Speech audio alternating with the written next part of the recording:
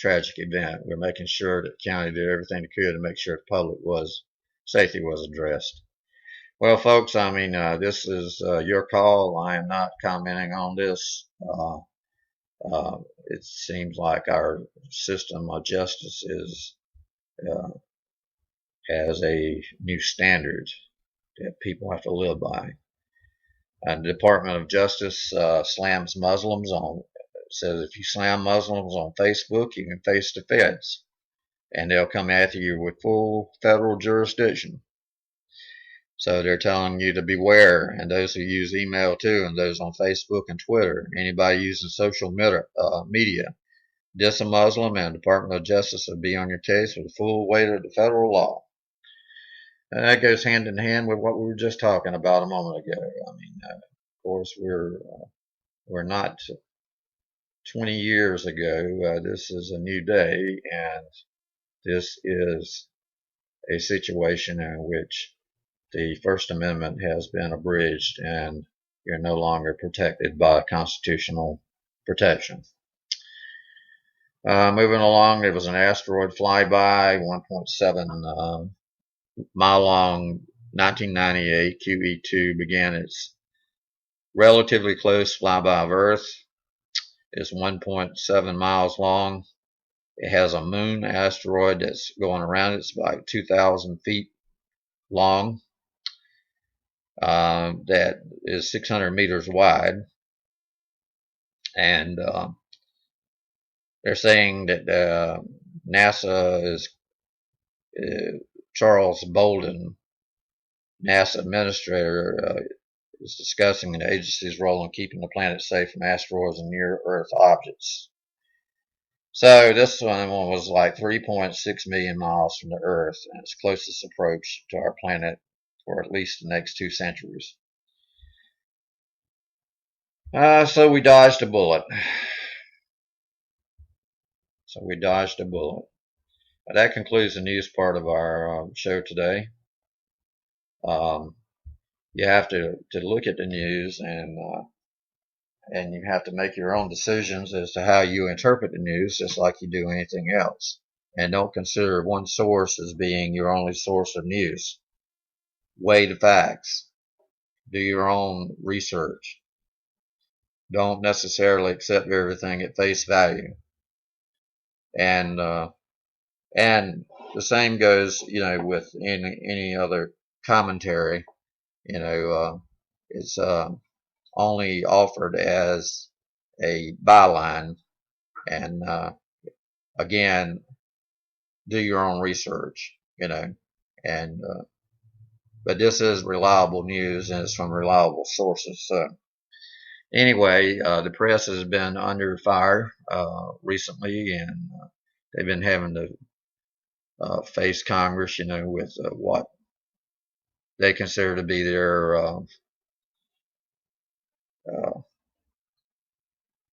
their credentials. Their credentials are supposed to be impeccable and unimpeachable, and that they are a reliable news source. And it's because the press is considered the fourth estate of government in this country, which is supposed to be the sort of like the official on the football field. It's supposed to be the one that's supposed to be giving you fair and balanced news, and it's supposed to be giving you news that is meaningful and factual and can be proven to be true.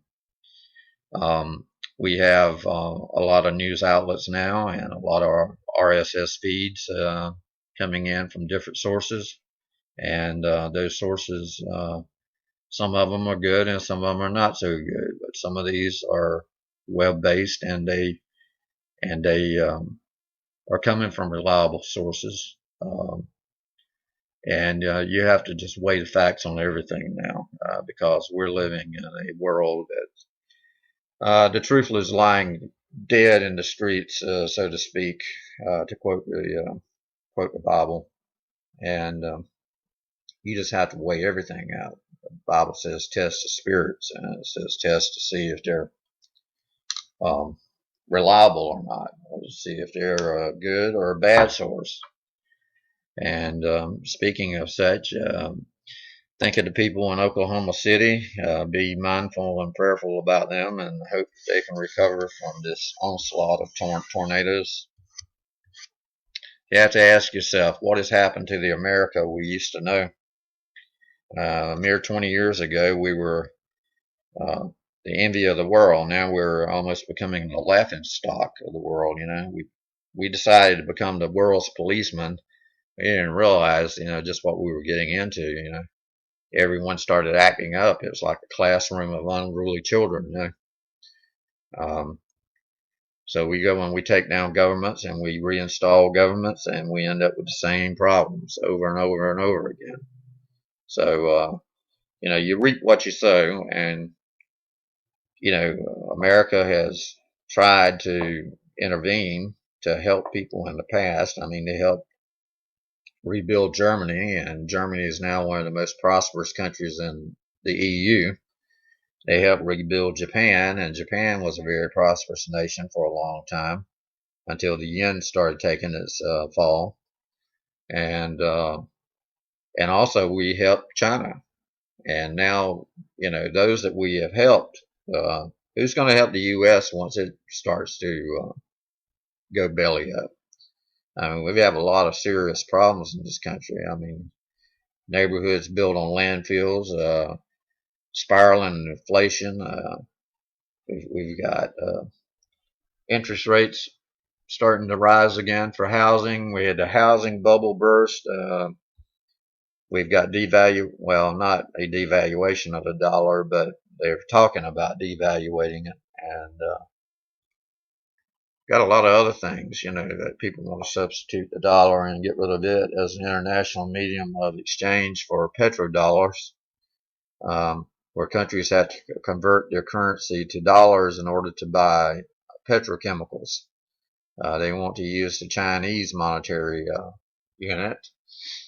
And the country is suffering from high unemployment. The numbers on the record books only reflect the ones that are still in the system, not the ones that's fallen out, and not the ones that are partially employed. And we've just got problems on top of problems on top of problems. And I think God is sending this country a message that it's better turn back or else.